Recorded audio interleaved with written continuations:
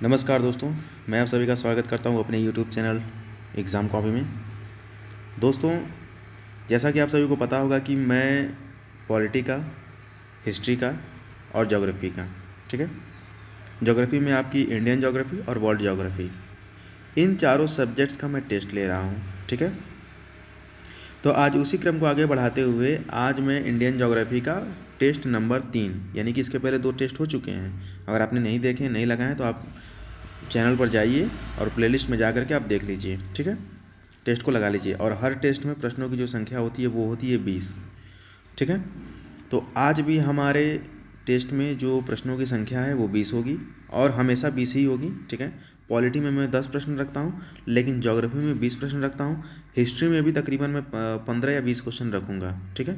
हालांकि हिस्ट्री का भी टेस्ट मैंने लिया नहीं है, लेकिन ये चारों जो मैं बता रहा हूँ, Indian geography, world geography, polity और हिस्ट्री, ठीक है, ये चारों का मैं टेस्ट लूँगा, जिसमें से ज्योग्राफी का टेस्ट शुरू हो गया है, ठीक है, पॉलिटी का टेस्ट शुरू हो गया है और हिस्ट्री का भी नहीं शुरू हुआ है, लेकिन हिस्ट्री का मैं बहुत जल्द अब लेकर के आने वाला हूँ। बस आप लोग का अच्छा से रिस्पांस मिल जाए, ठीक है। तो ठीक है दोस्तों, अगर आपने चैनल को सब्सक्राइब नहीं किया तो प्लीज़ सब्सक्राइब कर लीजिए, बेल आइकन को ऑन कर लीजिए, लाइक करिए, कमेंट करिए और शेयर करिए। और जैसा कि आप सभी को पता ही होगा कि मैं जवाब देने के लिए आप लोगों को 10 सेकंड का समय दूंगा। आप लोग सोचिएगा और जवाब अपने मन में रखिएगा या फिर आप कमेंट बॉक्स में जवाब दे दीजिएगा, ठीक है। तो ठीक है, चलिए अब एक एक करके सारे प्रश्नों को हम लोग देखते हैं। थोड़ा सा हो सकता है डिस्टर्बेंस हो रहा हो, क्योंकि पीछे कुछ गाड़ियाँ भी चल रही हैं, ट्रैक्टर वैक्टर चल रहा है, ठीक है। तो थोड़ा सा एडजस्ट करिएगा। चलिए पहला प्रश्न देखते हैं। पहला प्रश्न हमारे स्क्रीन पर आ चुका है। काजीरंगा राष्ट्रीय उद्यान किस जानवर की रक्षा के लिए बनाया गया है, ठीक है। यकीन मानिए ये प्रश्न बहुत ज़्यादा इंपॉर्टेंट है, ठीक है। आप लोग प्रीवियस ईयर को थोड़ा सा एक बार चेक भी कर लिया करिए, मेरे कहने पे मत जाइए, तो आपको पता चलेगा कि ये क्वेश्चन कितना इंपॉर्टेंट है, ठीक है। तो 2 चीज़ आप इसमें ध्यान रखिएगा। एक ये याद रखिएगा कि काजीरंगा राष्ट्रीय उद्यान कहाँ पर है, और दूसरा ये कि किस जानवर की रक्षा के लिए बनाया गया है। तो सबसे पहले आपको ये ध्यान रखना है कि काजीरंगा जो है वो असम में है, असम, ठीक है। और किसके लिए बनाया गया है, तो ये गैंडे के लिए बनाया गया है, गैंडे की रक्षा के लिए, यानी कि option C is the right answer, okay. अगला देखते हैं। अगला है, जूट की आवश्यकता है, जूट मतलब जूट उत्पादित करने के लिए, जूट की खेती के लिए कैसा मतलब जलवायु चाहिए, बताइए। तो जैसा कि आप लोगों को पता होगा कि जूट की सबसे ज़्यादा जो पैदावार होती है तो पश्चिम बंगाल में होती है, और पश्चिम बंगाल में जो जलवायु होती है वो नम जलवायु होती है। क्यों? क्योंकि वो कोस्टल एरिया पर है वो, ठीक है। तो हमारा option A is the right answer, okay. अगला देखते हैं। अगला है, राज्य जो जौ का उत्पादन बहुतायत से करता है, यानी कि इस राज्य में सबसे ज़्यादा जौ का उत्पादन होता है, बताइए कौन सा राज्य है वो।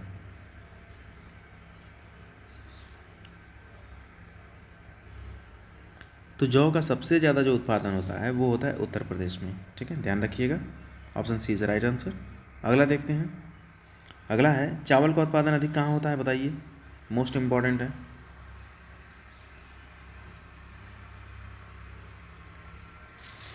तो ये है पश्चिम बंगाल, याद रखिएगा, ठीक है। अगला देखते हैं। अगला है, चाय में ज़्यादा उगाया जाता है, मतलब सॉरी ये क्वेश्चन थोड़ा सा गलत प्रिंट हो गया, चाय में ज़्यादा उगाया जाता है ऐसा नहीं होगा, चाय कहाँ पर ज़्यादा उगाया जाता है ये क्वेश्चन होना चाहिए। तो सबसे ज़्यादा जो चाय उगाया जाता है वो उगाया जाता है असम में, ठीक है। So our right answer is option A, okay. Karnataka में कॉफ़ी है, ध्यान रखिएगा, कॉफ़ी। अगला देखते हैं। अगला है, रबी का मौसम होता है, देखिए कुछ कहते हैं ना कि कुछ फसलें उगाने के लिए हर मौसम मतलब अलग अलग तरीके का होना चाहिए। जैसे कि रबी के मौसम में आप ये गेहूं का उत्पादन कर सकते हैं, ठीक है, सरसों का उत्पादन कर सकते हैं, ओके। तो यही बताना है कि चलिए ठीक है, अब तो मैंने बता ही दिया, समझ लीजिए आंसर। अब तो आप आसानी से बता देंगे कि आखिर में गेहूं कब उत्पादित होता है, बताइए।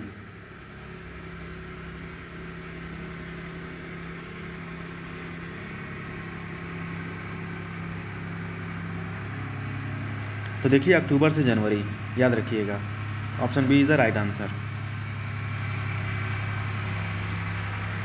अगला देखते हैं, खरीफ का मौसम बताइए।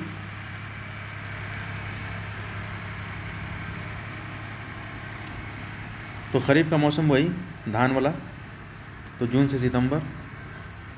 Option A is the right answer. अगला देखते हैं, ये प्रश्न बताइए, भारत की मुख्य भूमि लक्षद्वीप और अंडमान निकोबार और द्वीप समूह की कुल तटीय लंबाई कितनी है?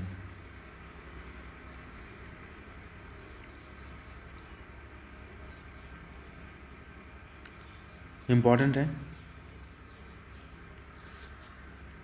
तो ये है 7,516 किलोमीटर। ठीक है, ये सिर्फ कोस्टल की हम बात कर रहे हैं, समझ रहे हैं आप। जैसे मान लीजिए ये हमारा भारत है,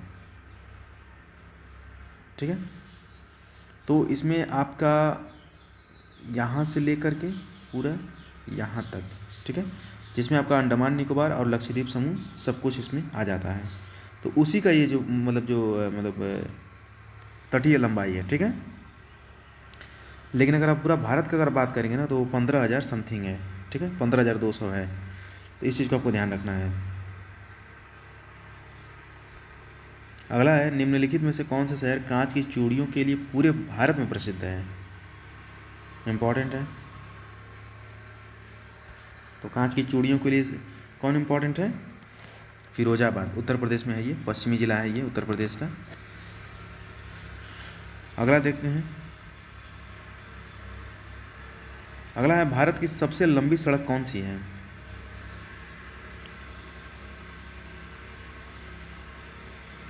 कई बार पूछा जा चुका है ये है ग्रांड रोड, ठीक है। ये शेरशाह सूरी ने बनवाया था, ये सूरी साम्राज्य में बनवाया गया था, ये याद रखिएगा, सूरी ने बनवाया था, शेरशाह सूरी ने। तो ग्रैंड ट्रंक रोड है ये, ठीक है। अगला देखते हैं, अगला है, दमदम हवाई अड्डा कहाँ है? इम्पॉर्टेंट है, नाम से ही अपने इम्पॉर्टेंट है ये। तो दमदम हवाई अड्डा जो है ये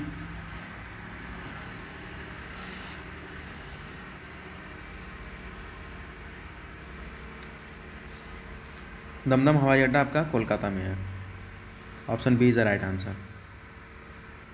अगला देखते हैं, अगला है, गलत तरीके से मिलान की गई जोड़ी को पहचानें। देखिए इसमें खनिज और अयस्क का मिलान किया गया है, तो 3 जो है ना वो सही है, लेकिन एक कोई है वो गलत है, तो आपको गलत वाला पहचानना है, ठीक है। तो देखिए एल्युमिनियम का बॉक्साइट बिल्कुल सही है, आयरन का हेमेटाइट बिल्कुल सही है, रजत का अर्जेंटीना बिल्कुल सही है। देखिए तीनों सही है, ये बॉक्साइट वाला और हेमेटाइट वाला हमेशा पूछा जाता है, ठीक है। रजत वाला भी कभी कभी पूछ लिया जाता है, लेकिन ये दो जो है ना ये काफ़ी इंपॉर्टेंट है, इसको ध्यान रखना है आपको कि एल्युमिनियम का बॉक्साइट, आयरन का हेमेटाइट, ठीक है। आयरन क्या है? खनिज है। और हेमेटाइट क्या है? अयस्क है। एल्युमिनियम क्या है? खनिज है। बॉक्साइट क्या है? अयस्क है, ठीक है। तो इस चीज़ को आपको ध्यान रखना है। लेकिन हमें क्या बताना था? हमें बताना था कि गलत कौन है इसमें से। तो ये देखिए ये वाला गलत है। ऑप्शन ए, लीड का पायरोलाइट नहीं होता है, ठीक है। Option A is the right answer, okay. अगला देखते हैं, अगला है, निम्नलिखित में से कौन एक उष्णकटिबंधीय कठोर लकड़ी नहीं है?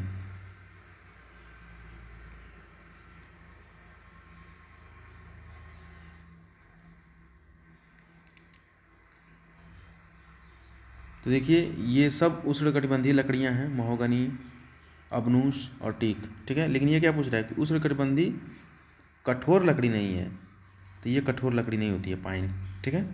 Option C is the right answer. अगला देखते हैं, अगला है, भारत में वनों के अंतर्गत क्षेत्र आवश्यक प्रतिशत से काफ़ी नीचे है। देखिए किसी भी मतलब देश की खुशहाली के लिए, किसी भी राज्य की खुशहाली के लिए वहाँ पर 33% जो वन हैं वो आवश्यक होते हैं, ठीक है। तो आपको पता होगा कि भारत में इतने तो हैं नहीं, ठीक है, बहुत कम है इससे। तो ये क्या कह रहा है 14वां प्रश्न, भारत में वनों के अंतर्गत क्षेत्र आवश्यक प्रतिशत से काफ़ी नीचे हैं, ठीक है। तो क्या वजह है इसका बताइए? तो बड़ी आबादी के कारण खेती के तहत बड़ा क्षेत्र, क्यों? क्योंकि मान लीजिए कि आपको पता होगा कि जनसंख्या जो होती है वो ज्यामितीय गति से बढ़ती है, यानी कि 1 होगा तो 2 हो जाएगा, 2 से 4 हो जाएगा, 4 से 8 हो जाएगा, 8 से 16 हो जाएगा। लेकिन संसाधन जो है वो गुणन के हिसाब से बढ़ते हैं, जैसे 1 का, फिर 2 होगा, 3 होगा, फिर 4 होगा, फिर 5 होगा, ऐसे होता है ये। ठीक है, तो इस चीज़ को आपको ध्यान रखना है। ओके, तो option B is the right answer. भाई जाहिर सी बात है कि आबादी ज़्यादा हो गया है तो हमको पेड़ पौधा काटना पड़ेगा, तो इसलिए हमारा जो वन का जो प्रतिशत है वो कम हो जाएगा। ठीक है, अगला देखते हैं। अगला है, निम्नलिखित में से कौन सा संयोजन मिट्टी के घटते कण आकार क्रम की व्यवस्था का प्रतिनिधित्व करता है?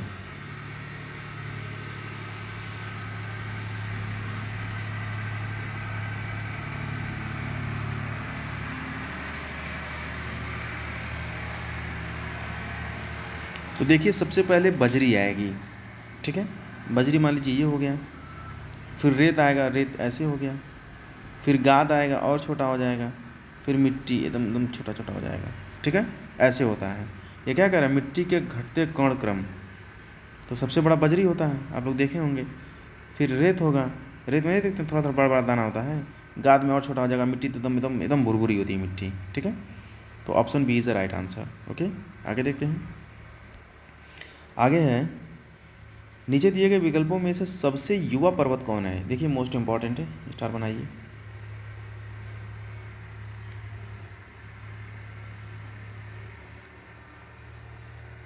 तो हिमालयन पर्वत जो है ये सबसे युवा पर्वत है। ठीक है,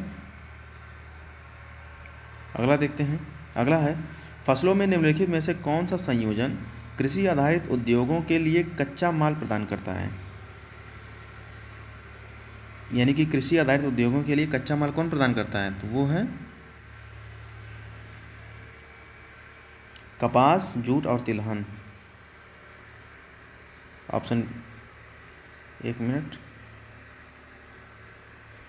option A is the right answer. Okay, कपास, जूट और तिलहन। ठीक है, अगला देखते हैं। अगला है, अरावली पर्वतमाला, इसका एक उदाहरण, ये इंपॉर्टेंट है।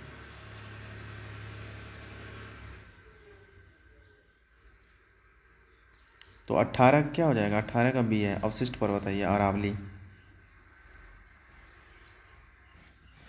अरावली जो है ये एक अवशिष्ट पर्वत है। ठीक है, अगला देखते हैं। अगला है, वह देश जो भारत के साथ सबसे लंबी सीमा साझा करता है। इंपॉर्टेंट है।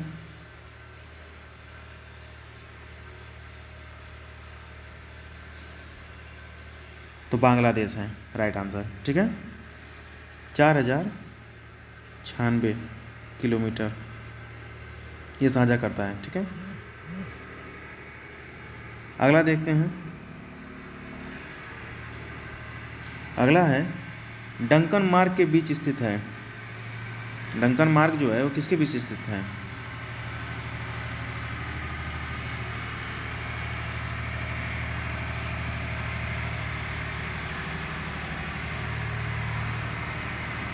तो ये है छोटे और महान निकोबार के बीच। ठीक है, जैसे मान लीजिए कि अंडमान निकोबार है ना, तो ये 3 है ना, ये ऐसे ऐसे है।